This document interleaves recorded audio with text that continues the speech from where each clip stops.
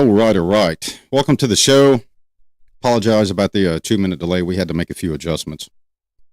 Stream keys, all that good stuff. Apparently everybody's streaming tonight. Look at that. So much going on. Anyway, welcome to the show. Tonight's episode, criminal profiling, criminal investigation, the mind, the myth, the legend of you, and how you developed. Yes, not you, just in general, like daily life, but the comparison of that Hollywood fiction, the defining evidentiary moment of self-profiling and profiling the one that's out there committing the heinous atrocities. This is part 1 of 2. Why part 1 of 2? It's a critical, in-depth, detailed kind of thing, criminal profiling. Unfortunately, Hollywood, and if you watched the Criminal Minds series and all those superstar TV shows to where the agent steps up to take a look at the scene around for 30 seconds with, the headphones on. Thinking, pondering, figuring out, is the killer a white male? Is the killer 25, 30, just based on the scene? Works with the hands, has a lisp, a facial feature, a abnormality, something odd. Yeah, that's BS. That's crap. So just to let everybody know, that is 100% total crap. We're live on YouTube, X, and Rumble, and we're pressing on with the actual show. Chats are open. We're on Kick, too, just because of a specific request. We were pushing on Kick. We're pushing on Kick again, so we're hitting on all 4 platforms. All 4 pistons in the V4 cylinder of criminal justice, psychology, sociology, and you. Yes, you, because you're tuning in here watching. Chats are open. So let's kick on with this. And we'll cover some more about the fantastic episode we've got right here and some of the data coming out. First and foremost, thanks to the researchers, all 3, Chloe Hensley, Z. Yes, fantastic Z down in Florida. Always giving us stuff from the psychological world of a graduate. And Dylan McDonald. Now, tonight, we're going to separate the Hollywood from reality. The fantasy from the actual science behind the protocols and steps for profiling. Yes, I said science. Yes, I know. Somebody out there is probably furious right now because forensics is preparation for presentation. So when you hear someone say it's science, no, just bypass them, as I've said before, like the burning pirate ship in the Gulf of America. Let it sink. It's not science. It's the preparation for presentation using science from practitioners in specific career fields that have continued education to aid law enforcement, criminal justice professionals, psychological professionals, sociologists in their job. The reframing revolution, from institution to institution, the structure of profiling. There's something called the old way, and then there's the new way. The traditional profiling of a human being that would be considered a person of interest or a suspect in a heinous incident. Yeah. The profile of the manhunt. The U.S. Marshals. Here's the warrant. Here's the probable cause. The traditional method relied on individual experts using institution and psychological theories to generate characteristics, offender characteristics, person of interest characteristics. Who are we looking for? And yes, I apologize. I keep turning my head to monitor some of these systems. Apparently, the Iranian incident is sucking the bandwidth. But the traditional characteristics from the practitioners of psychology, sociology, the reframing approach, researchers, specialists, scientists, the study of human behavior, homeopathics. Yes, homeopathics. Big pharma, medicine, the study of legislative word of law, operating in one's own personal jurisdiction, the bad one, the one of the serial killer, the person of interest, the criminal. Now, the old techniques were team-based. Yeah, processing by just investigative advisory tables, people that worked in a collaborative means with the detectives. Voice. Anybody ever watch House? That medical TV, everybody gathers around the table and throws that opinion out. Yeah, that's the traditional method. Unfortunately, Hollywood is still stuck in that method. It doesn't happen that way anymore. The collaborative work, because why? The advancement in the table of the sciences was not there. It hasn't been developed yet in the historical venue of time. You've got to go back at least 10 years before anyone can say that agencies had access to advanced scientific methods to identify and even attempt to truly profile specific characteristics of one individual. Thus, the MOs, the intent, the reason why. Let me see, we're getting some freeze ups on some things. That's okay. That's all right. We're good to go. We're good to go. I'm checking some stuff out. Please be patient with us. Tell you what, we're live on all three. I'm just not going to monitor it. If you want to do a chat, I will monitor YouTube and Rumblio. So, the Behavioral Investigative Advisors, the BIAs, Behavioral Investigative Advisors, worked in that collaborative spectrum at the table with investigators, with crime scene investigators. Now, you have to understand, too, that investigator detective and crime scene investigator are two different things. The detectives are out in the field. The detectives come to the scene. The detectives get the information from the investigators. Now, not all agencies have that luxury.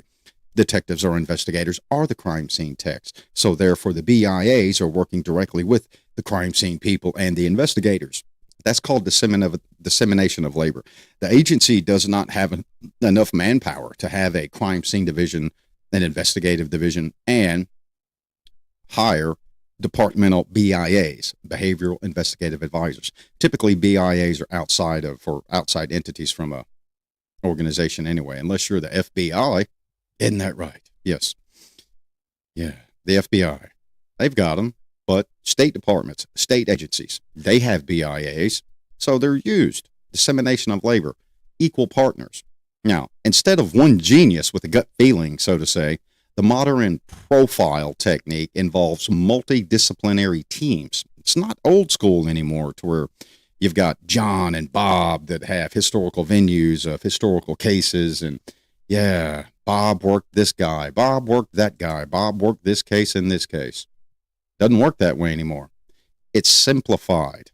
It's analyzing data. It's literature review. It's credibility and validity on case study, case review that has set precedent on the case in the moment. Reliability of how the case needs to move forward.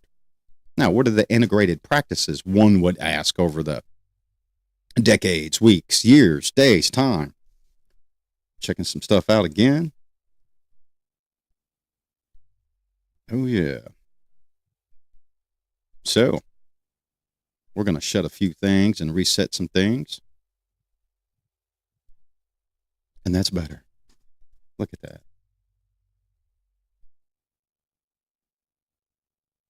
Please be patient. The world of IT is forever a doomsday device.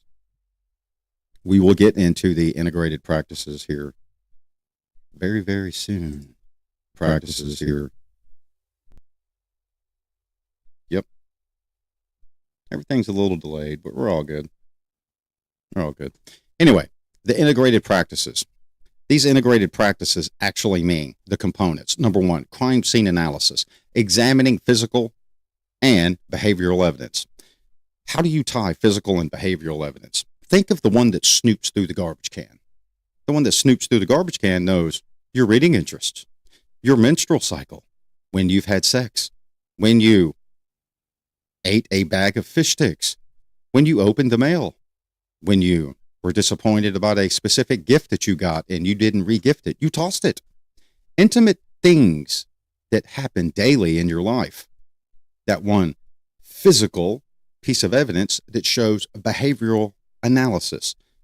The one that is stalking you does the same thing, practices the same thing. But there's a twist. There's a venue to this.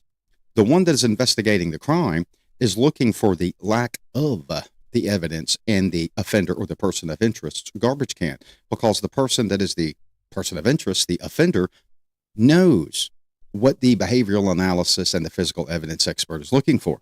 That's just an exemplar. The description of why something is done a specific way. Physical evidence. Why do you leave your minutia, your fingerprints on the urn of great grandma Betty? Behavioral, emotion, because you want to clean it, you want to touch it. It has an emotional attachment to you. And if something is wrong, then the psychological mania sets in. These are just small examples.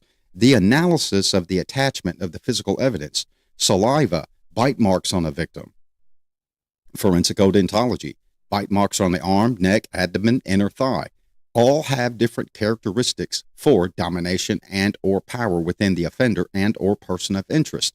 Could it be sexual? Could it be innuendo of power and dominance to gratify one's lust, but yet not complete the full sexual act of sexual intercourse through force, constituting rape? Yes. Behavioral, the mens rea versus the act itself, and the attachment to the physical evidence.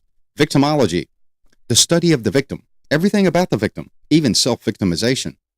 Things that were neglected in the past, things that were neglected in the development of forensics because of the need for science, but yet the identity of, hey, there's a victim here.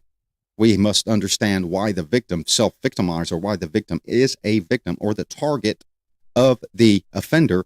Behavioral evidence, the selection.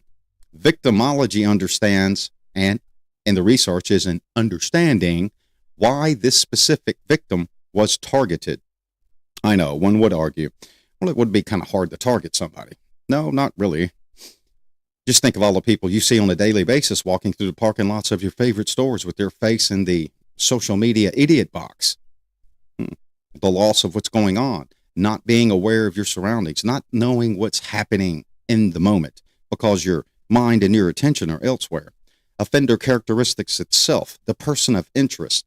The behavioral analysis, the behavioral investigative analysis, works with the investigators to identify characteristic analysis-based profiles on empirical research rather than psychological theories alone.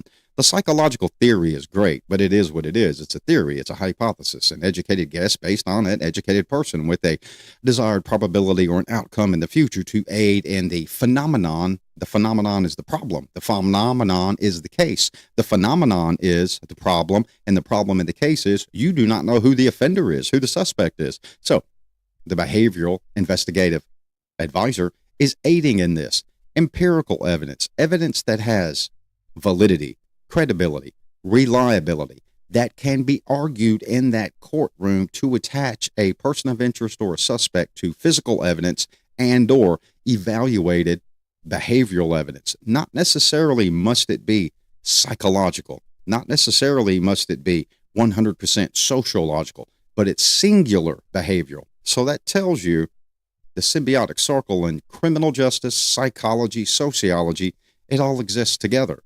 Singular behavioral evidence. Chats are open. Rumble and YouTube and Kick also as well. I think Kick's not kicking though. Kick's doing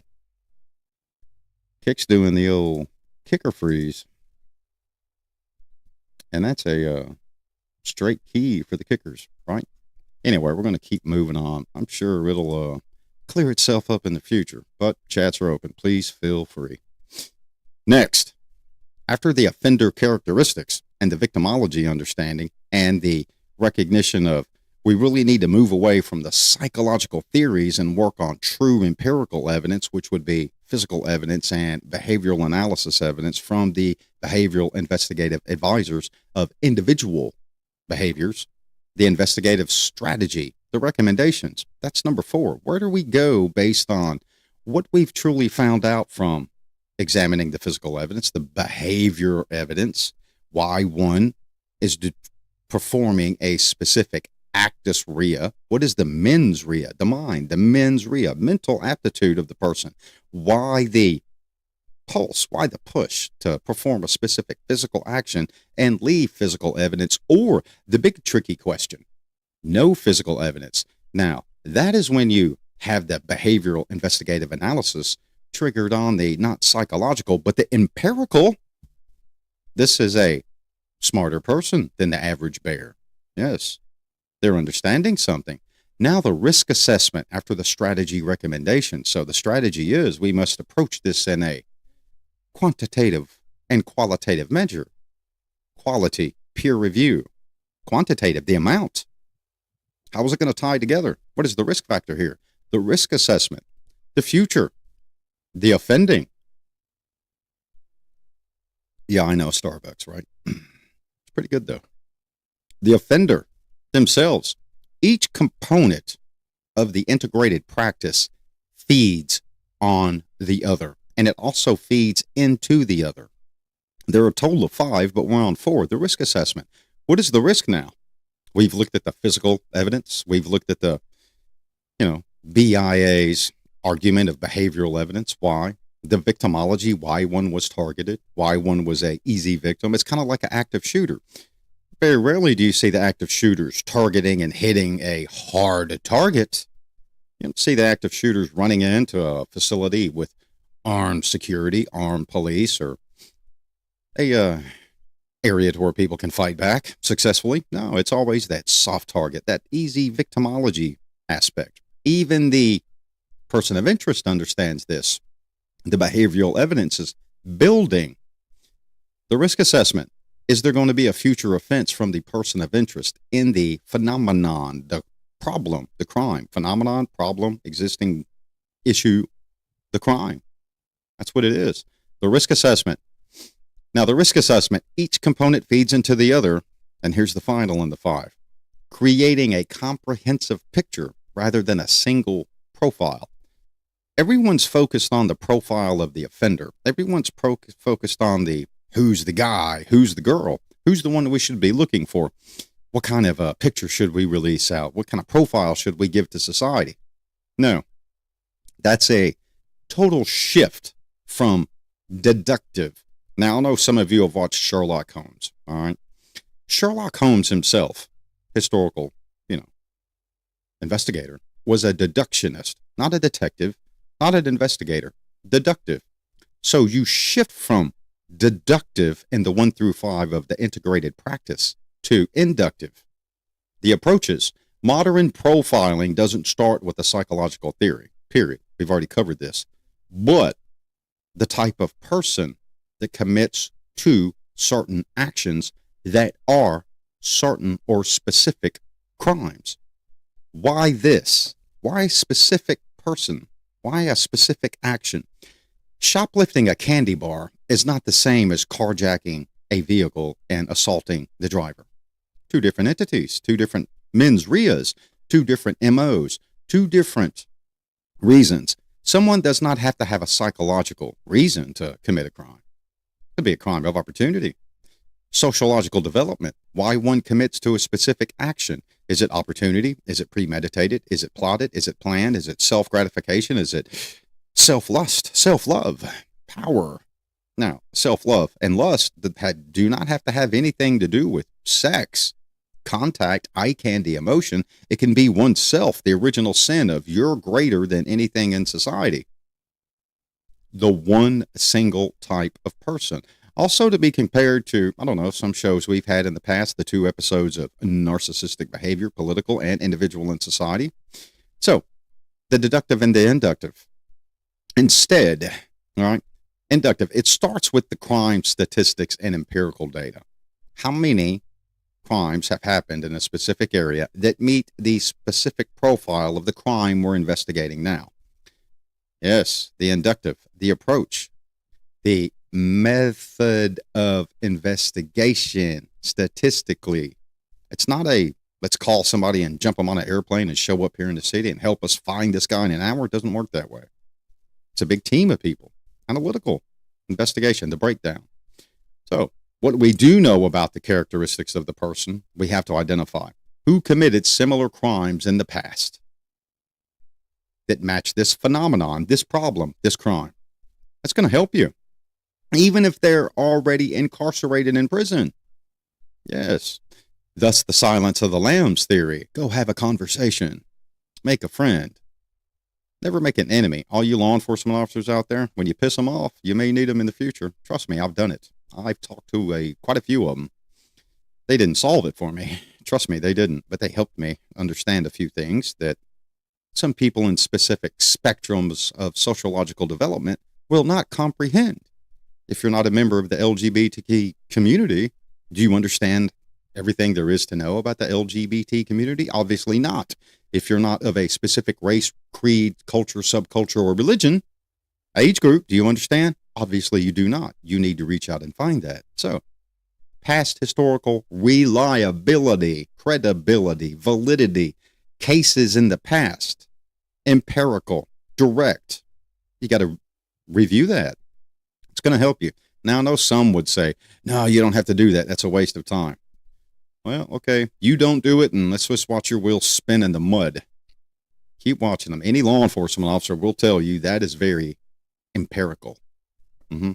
It's reliable. It helps you. It moves the phenomenon to a closure quicker. Crime shows, yeah, the narcissist tendencies, all the 70s shows, the 80s shows. If you're on, put in a chat, what was your favorite show growing up that had crime scene investigation? Kind of compare it to now. Think of it like this. The difference between a psychic reading of your palm versus the doctor running a blood test. Yeah, the doctor's using the scientific, the big pharma. The doctor's using the microscope. The doctor's using the mass spectrometer that's programmed to look for specific things in what it's investigating, the phenomenon, the blood, the urine, whatever it would be. It's reading it. It's looking for what has been introduced, fingers into the database of the mass spectrometer to look for parasites, blood deficiencies. Think of it that way. I know it's kind of difficult, but things are changing. Think of the old school. Now, the palm. Oh, what does it tell you? Constructed. Interpretation. Both might tell you something about yourself, but one has consistency. One has what would be considered reliability. One would have set precedent for previous case, previous suspect, used in judiciary review for conviction and sentencing. But if one is based on just basically measurable evidence, you've got a problem there. Why? It's interpretive. It's subject to statistical review. Thus, the palm reading. It's not consistent. Your love line is only this long. Your lifeline is only that long. It's inconsistent. There's nothing reliable. Modern profiling is medical diagnosis, so to say, at a crime scene. It's not reading of the palm. It's not a guess. It's not Psychic Friends Network. It doesn't work that way. The myth, the lone profiler, the reality of the BIA. Yeah, the lone profiler. Those TV shows to where you have that one guy that was called, it's called Bubba. He'll fix it. It's called Janet, the superstar. Watch him come up in some goth outfit. Yeah, no, that stuff is crap. You know, it's kind of like, people seeing the TV show, the FBI shows up. We're here, we're taking over. It doesn't work that way. It does not work that way. They're there to aid partners with assets that the partners do not have. Not to take over the show. Neither is the BIA. BIA will be called upon. The BIA is not just going to show up. The behavioral investigator advises, all right, standardly advised, details the day-to-day reality. Most BIAs spend their time in the office, the boring world, analyzing the case files, looking at crime scene photographs, autopsy reports, reading witness statements, the worst piece of evidence on the earth, the witness statement, interpreting the errors, the flaws, the interpretation of the victim themselves. The victim, write down what happened. Tell me what happened. The introduction of emotion versus validity, credibility, set reliability for what is known about the suspect or the perpetrator as compared to what the victim is saying, what the witnesses are saying. That is the behavioral investigation. Why? The behavioral investigator advises law enforcement of the misdirection, the profiling of the case itself also, not just the person. You can't just focus on the suspect. You're going to be all over the place. You can't just focus on, we're looking for this specific type of person that does this, looks like this, has this. It doesn't work that way, people. Hollywood lies to you. The BIA attempts at the academic, the scholarly level, the professional, the experience, the expert level, the scene walkthrough without being at the scene. the dramatically shown, exhibited investigation of the evidence. It's kind of like mentally looking at the crime scene through a magnifying glass, but you're not at the crime scene itself. Now, I am not saying that some BIAs do not go to crime scenes. Some do. Some are called upon, especially if it's credible, reliable, has reliability, set precedent for a previous phenomenon, crime scene, or case, to where law enforcement has a strong evidentiary value and empirical conclusion that it's the same suspect. So let's get the BIA here. Walk through this scene, because we did not have the BIA at the first scene, possibly not the second scene, because we're on a third scene and it's empirical. Now we need the BIA here. It grows. It builds. So the old TV show of Janet's going to show up and solve it just by putting some stuff on a chalkboard and closing again, closing the case in an hour. No, it doesn't work that way. Detailed reports. Yeah. Matrix. Yes. Attend investigative meetings. Probably the most boring thing for the BIA. Attend the detective meetings, the briefings, because here's the problem with that. And I've been to a few of these with advisors. Law enforcement tends to focus on the solo press conclusion of law enforcement. Solo press. All the words, all the linguistics, the press, the push, the venue of the topic has to be full of law enforcement jargon that society does not understand. And it's not even jargon that the BIA is going to sometimes not understand. And it wouldn't be the jargon that the BIA, the Behavioral Investigative Analyst or Advisor, it would even use in a courtroom. So it kind of conflicts. So that's that waste of the BIA's time with investigators. When investigators and BIAs set a precedent of what is going to work and what has reliability when we meet, that is the cornerstone. That's step one.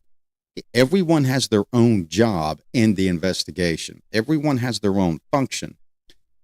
Advisors do not command nor negotiate. Negotiators do not command. Commanders do not negotiate or advise. Everyone has their own function and role in the investigation. And that's probably the most boring job for a BIA, is to attend that investigative meeting, especially with a prosecutor. Oh, my God. The court lingo, the indictment lingo, the we can't charge or we don't have enough evidence lingo. Well, that's not the BIA's responsibility. The BIA's responsibility is advisor to law enforcement as a profiler of an individual, not yet psychological, but yet sociological practice, behavior, routine, choice, and shift and change. Think of your homicidal maniac that's intelligent, high IQ, so to say, like the movies in Hollywood. You think that person is going to have the same MO, the same routine? Something's going to be dropped somewhere, some behavior. It's kind of, just broken down as the team model, the daily. Crime agencies or police forces, they attend daily briefings, contributing to the strategy of the day, the strategy of the investigation, the strategy of trying to identify the suspect or the person of interest. But the BIA is doing the same thing, but it is not at the same platform as law enforcement. The calibration, the senior investigating officers, the SIOs, senior investigating officers, like, sergeants, lieutenants, captains of investigation division, criminal investigation division, GIB, general investigation, or state, investigative agencies. Those are the ones that are actually working tighter and closer with the BIAs. The ones that get the big picture. It's not the lingo of the solo press conference and the verbiage. It's coming to the conclusion that everything works together.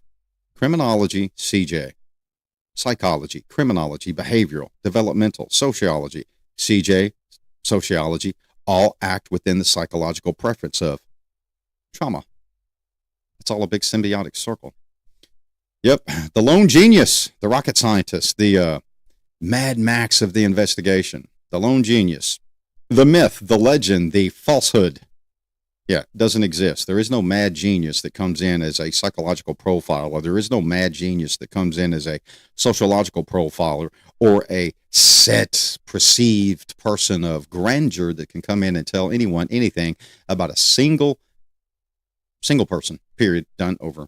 No one understands it because it's a new phenomenon. It's a new case, unless it's a BIA that's called to a continued phenomenon, continued problems, continued crimes that law enforcement has empirical evidence to say, hey, we need a BIA. We're going to present the BIA with this to help us develop a sociological profile of a person of interest. Now, the lone genius, the myth, the legend, the guy and the girl that doesn't exist. Yeah. The media portrays profiling as the singular individual one-person brilliance. Why? It's more dramatic. You watch, you click the button, you pay attention. Kind of like those are like, okay, CJTV or Iran missiles. You're going to go to Iran. Death, destruction, mayhem, politicalness, missiles. Yeah, power, might. Education is harder to comprehend versus feed. It's a television. It's going to tell you the vision. But as the lone genius in the television, it doesn't exist. The BIAs are there with law enforcement. The reality, teams of specialists slowly building the case, slowly building the consensus through thorough, detailed, methodological analysis of the case and how science applies to the case. Meaning, the BIA, the behavioral investigator, right, or analyst, has contacts, other forensic expertise. Example, a dentist goes to med school, graduates, has a practice for a few years, goes to continue training to aid law enforcement. Now it's a forensic odontologist, an entomologist, insects, entomology, bugs, forensic entomology, and bugs at a death scene. That BIA has those contacts.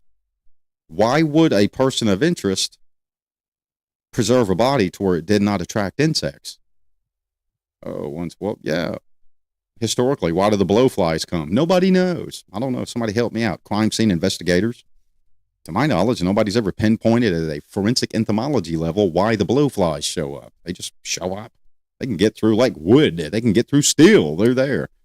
I'm kind of gisting and joking there, but behavioral analysis. Why does someone know so much that they can delay the arrival of insects, especially blowflies? Yep.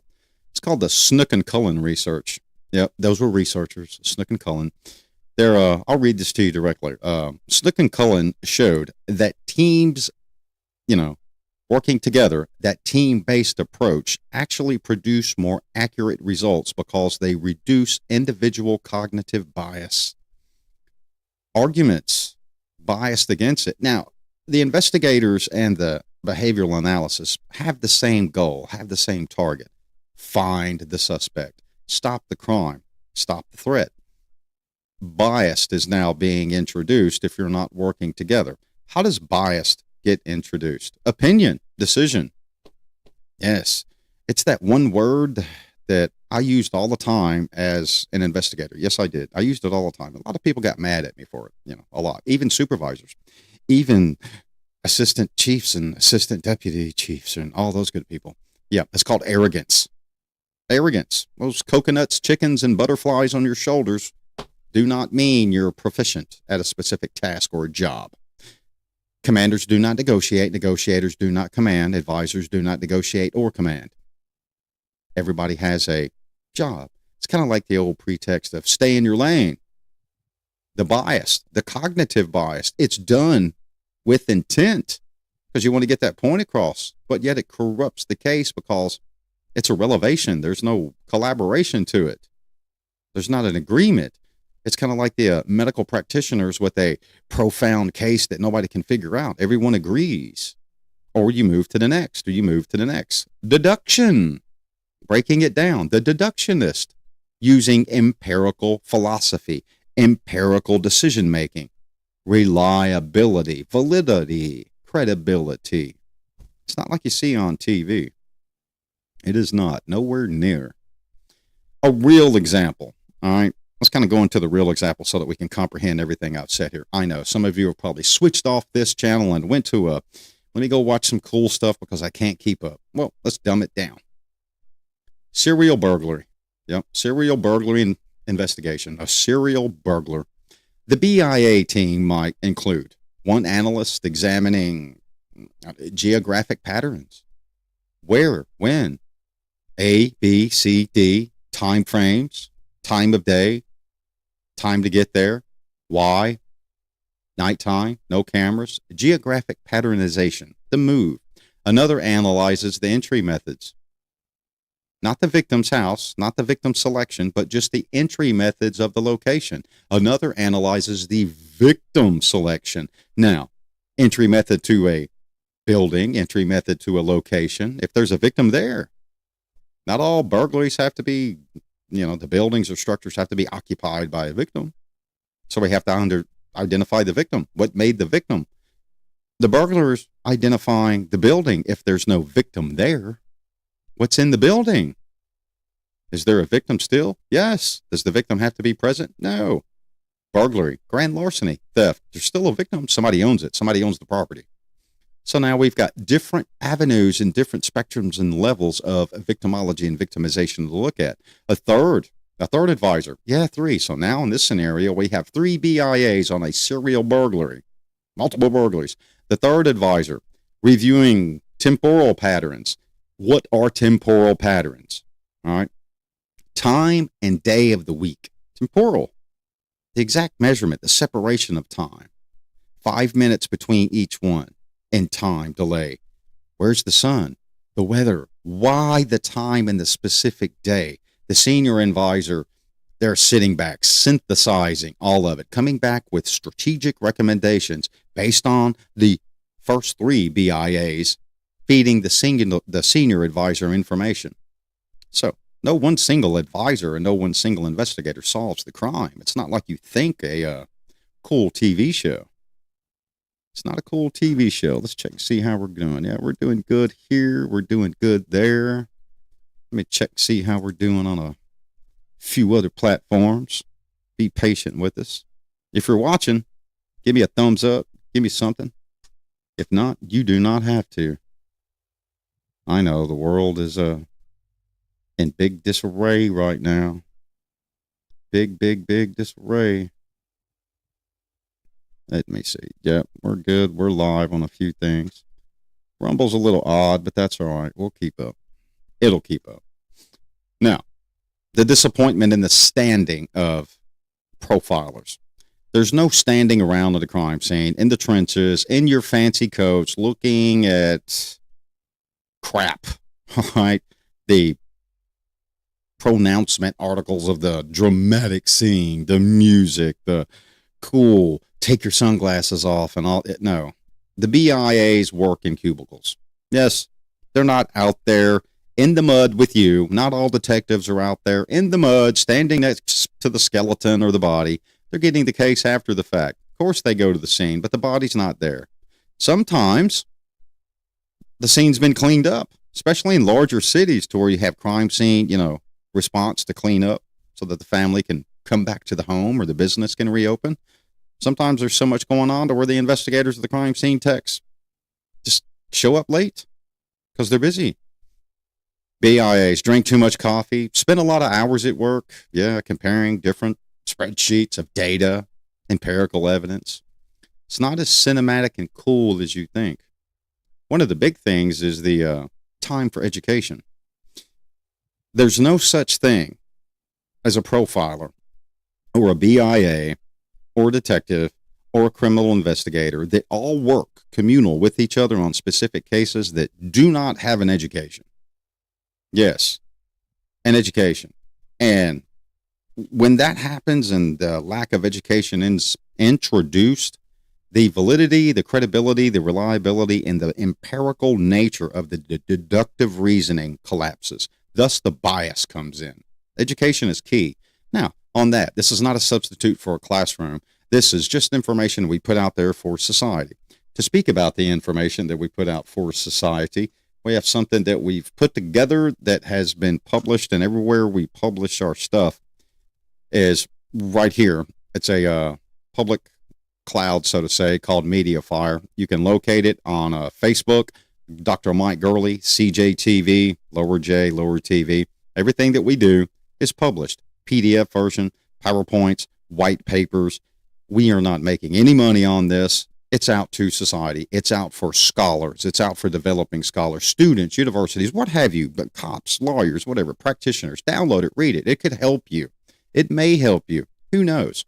But I do know we have 684 downloads in 64 days. 684 downloads. And a lot of it's, attributed to researchers like above my finger that assist and make the show flow. So it's on MediaFire. Find us on Facebook, and it's right there and right up below the ticker too. But we've actually got the PDF on this, and let me switch over. We've got a PDF, which is our literature review, fresh off the presses this day. 30 big, fascinating pages to include all the references, all DOI and URL.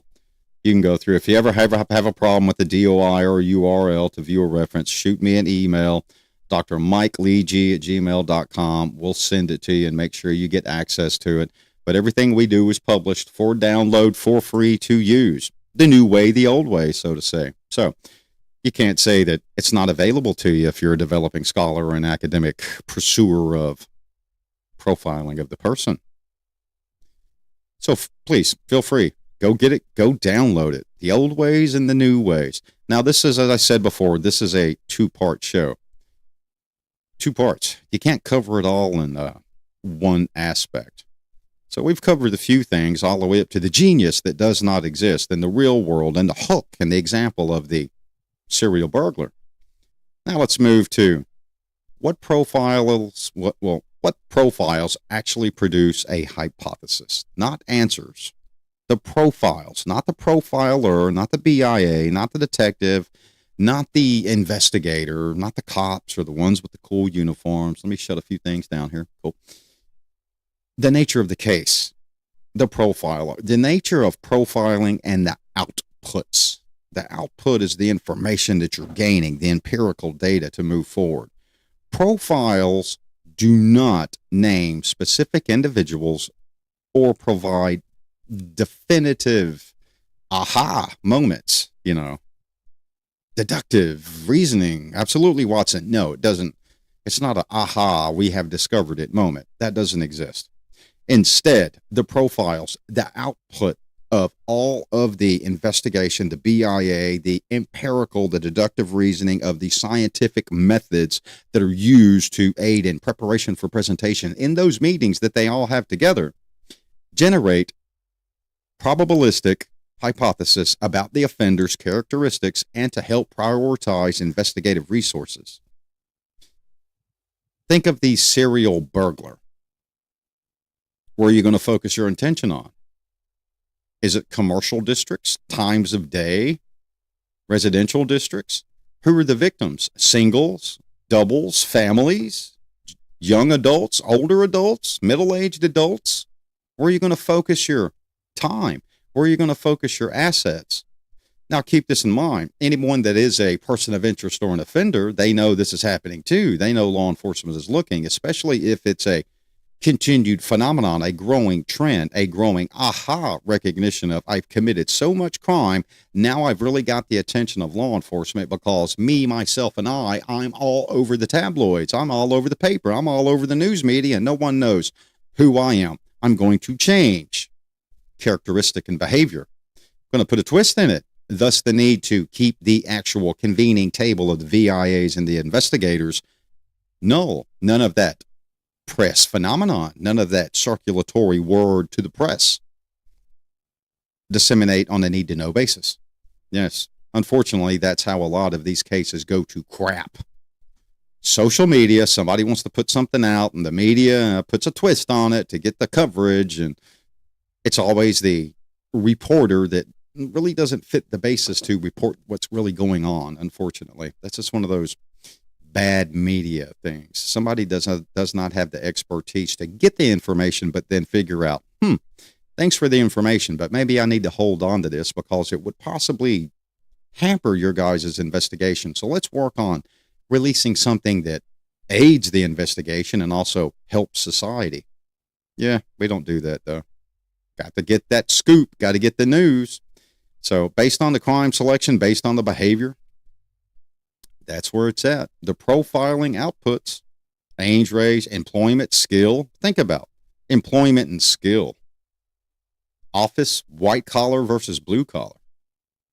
Now, some would say, Dr. Gurley, you're a white collar guy. Oh, I'm blue collar all day long. Blue collar for years, still blue collar in some aspects. More blue collar than white collar. White collar meaning professor, blue collar meaning hands-on. Got calluses right there. See them?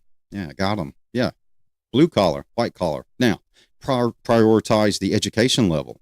Prioritize the work period. Prioritize why someone is a person of interest and why they're targeting specific hardened targets. I don't mean a hardened target like an active shooter. Hardened target meaning someone that is less likely to be victimized in society than someone that society would say, hey, that is an easy victim. Victimizing someone that is high self-esteem, self-awareness, aware of what's going on around them, but yet they were manipulated. Empirically,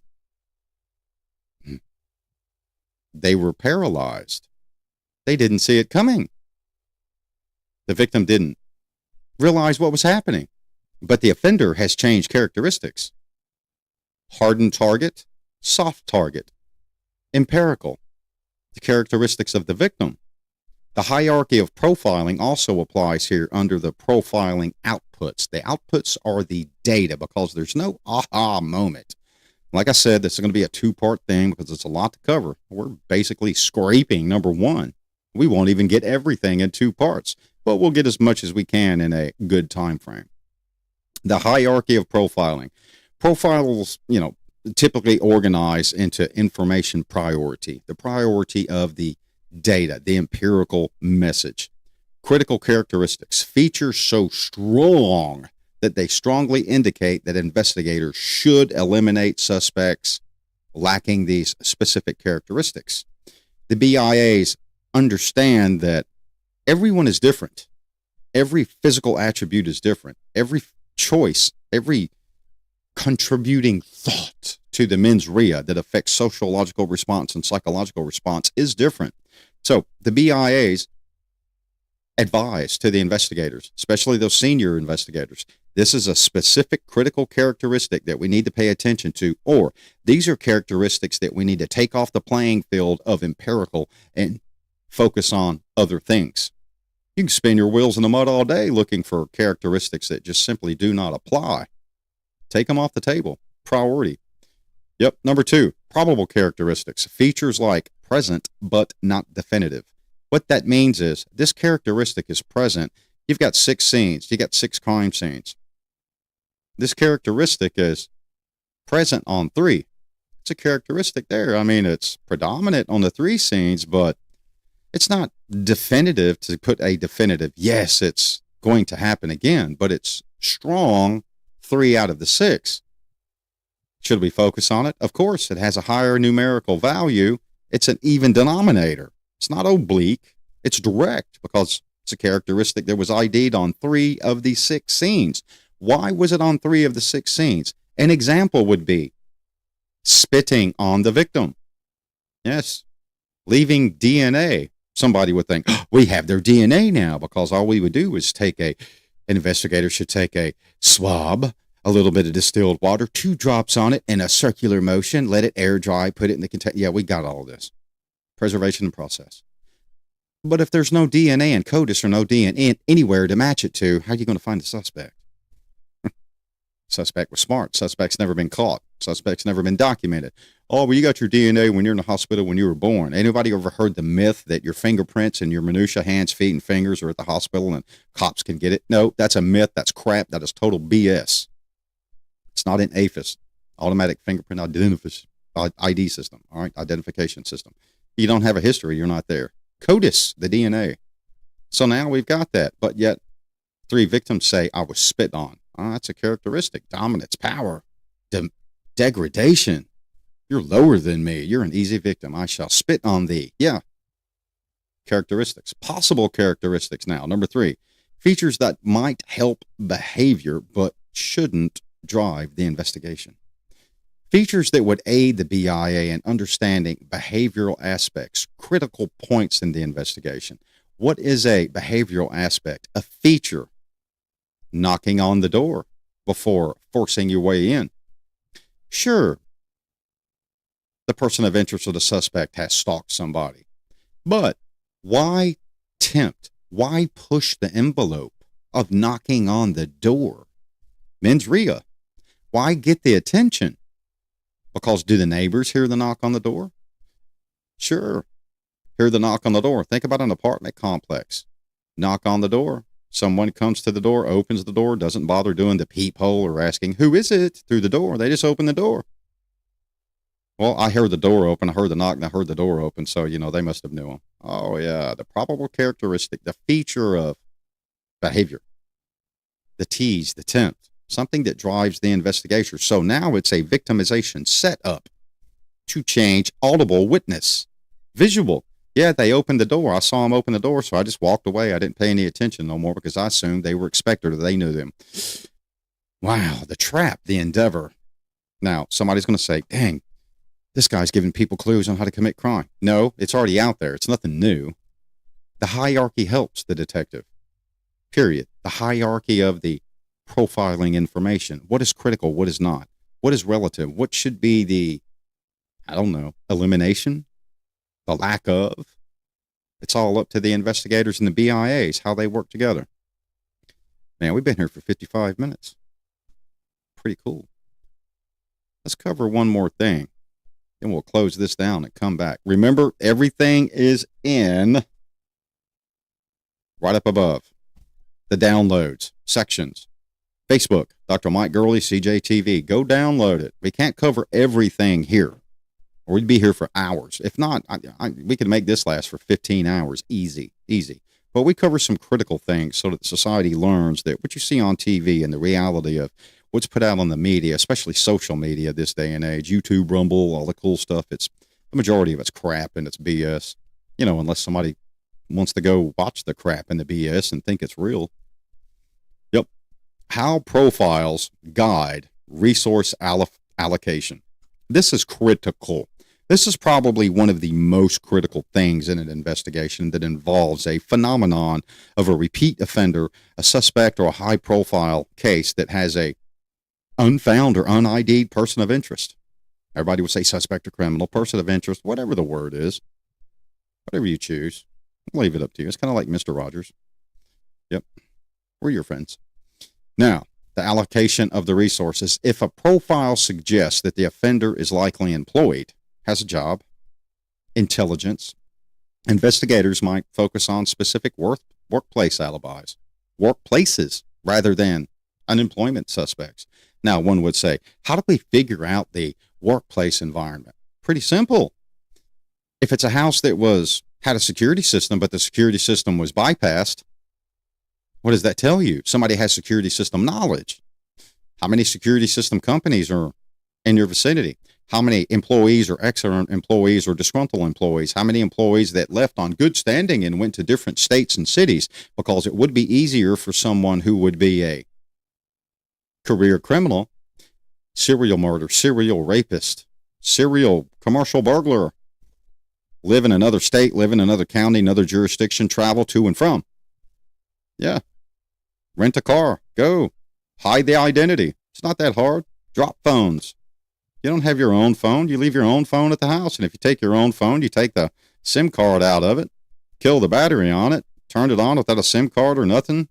No backup. No, oh my God, 911. Disable that stuff. Yeah, it's easy to do, guys, on an Android. It's called developer mode. You can even do it on an iPhone too. Developer run. Yes, you can. They're like, you can't hack an iPhone. Beg to differ. So the profiles, the resource allocation. What are we going to be really truly looking at? What did the case and what did the BIAs give us that was empirical, that would be characteristic detail, intelligence level? Yeah, it doesn't take a rocket scientist to kick in a door, but it does take somebody with training, knowledge, aptitude, cognitive ability to bypass a security system that is monitored and alerts law enforcement, fire, EMS, protocols. How did one learn to do that? The geographic analysis suggests that the offender commutes to the area, drives, takes the bus, rides a bicycle. How about walk? Yeah, walk. Police might stake out transportation places. Who's traveling with a bag full of tools? Who's traveling in specific footwear? There's a train. Everybody that gets off has work shoes and tennis shoes, but this one person gets off in work boots. Yes, the train came from another jurisdiction, and there are construction locations near the train station. 4 women have been assaulted, violated. Why is this guy getting off a train, and this train came from another state, another city, another jurisdiction, and this person's coming in work group? Well, you need to find out if he works for one of the construction companies or not. Yeah. Is it reasonable to detain and ask questions and get an ID? Sure. It's probable cause.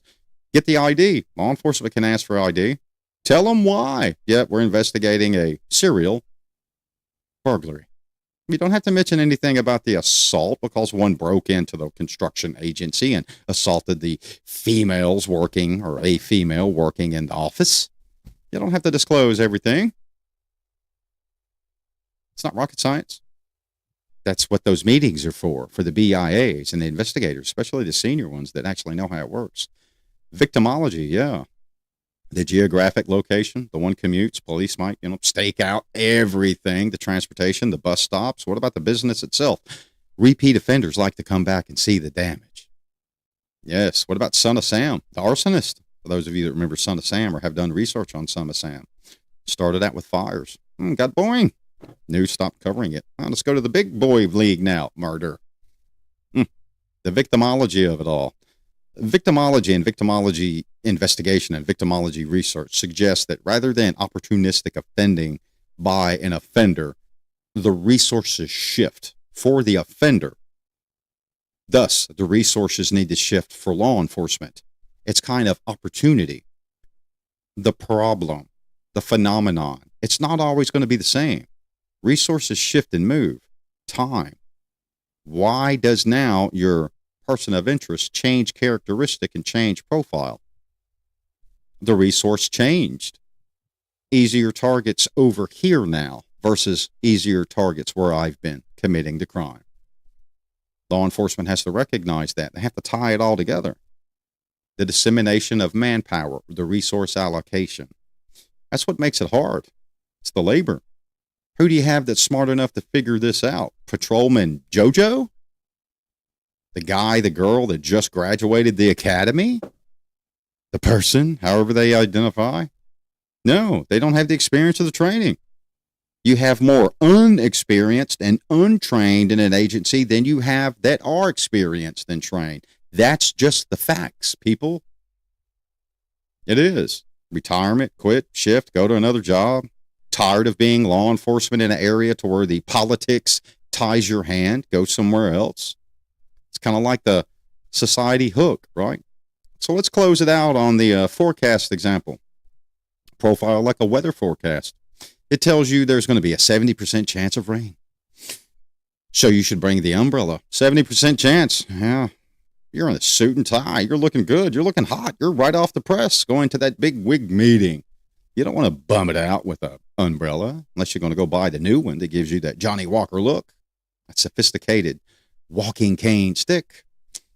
It doesn't tell you exactly which raindrop will hit you square in the forehead at 2:47 p.m. right before you enter the building when you're leaving your car, walking through the parking lot to get into the building to go to the meeting. It doesn't tell you when it's going to downpour or splash you or make you wet. Thus, I don't know, it's a 70% chance. Let me take my nasty umbrella because I never bought a good one to match my cool suit. Yeah, you didn't think ahead. Profiles help you prepare. Prioritize. Same thing in law enforcement. A simple rain prediction applies to profiling for criminal investigation. It didn't provide you with a magical answer. Weatherman John on the TV, Weatherwoman Judy on the TV didn't tell you exactly when it was going to downpour. 70% chance, man. You're going to get wet. There's a crime happening. There's a serial whatever, rapist, burglar, murderer, whatever it is out there. There's a possibility. Why do you think society goes into such a tizzy? Goes into mania, acts stupid? Because law enforcement is not releasing what law enforcement should, the preventative measures. And that's just lack of experience. Then there's the CSI effect. Ooh, we'll pick it up on part 2 with the CSI effect for profiling, because we do have an entire episode coming soon. And you can thank Dylan McDonald for that. Yep, one of our researchers. It's one of the lead trigger squeezers on that topic, because apparently it goes well with this one, and society falls subject to social media, the news, the dum-dum box, the phone, the TV, instead of getting a real education. As I said, this is not a replacement for a university or college, but it's here to help everybody understand. And everything we do is downloadable at Facebook. Now, we do launch some things. I do launch some things through my LinkedIn section for CJTV, and we do it on Facebook. But if you ever got a special request, send it. Dr. Mike Lee, Gmail. Send it. We'll look into it. We'll contact you back. But when we come back for part 2, we're going to pick up on the CSI effect. Thanks for watching. Thanks for joining. And we're live on YouTube, Rumble, Kick, and X. Now, Rumble and Kick are a little bit delayed. Don't know why. Don't care. Is what it is. Maybe it's because we jumped in with Kick and it messed up everything. But we had to do some key changes and some URL changes from Rumble. But it'll catch up. Trust me. It'll catch up. It'll download. Why? Because we have it set on DDR, so it forward feeds. So you're not going to miss anything. Our next show is pretty good, which is tomorrow. And to put the hink in for everybody for tomorrow, we're talking about the lone wolf, the development of the active shooter. There is no 2-part, 3-part. This is a full show on the development of an active shooter, a lone wolf, a Renaissance person, the exigent circumstance of extreme radicalization. Yes, at an academic view. So if you'd like to tune into that, tune into it. It should be quite a kick. And that's only going to be one show. No 2 parts, 3 parts. So it may take a little while tomorrow. Maybe an hour. Maybe an hour and 15. Maybe an hour and 30. Who cares? We're covering it. All of it tomorrow at 6. Other than that, researchers, thanks. If you have any questions, rewind the video. Get the emails for our researchers. Other than that, have a fantastic day, and remember, empirical behavior. It increases your awareness, too, so that you do not become that victim of empirical characteristics that have been developed.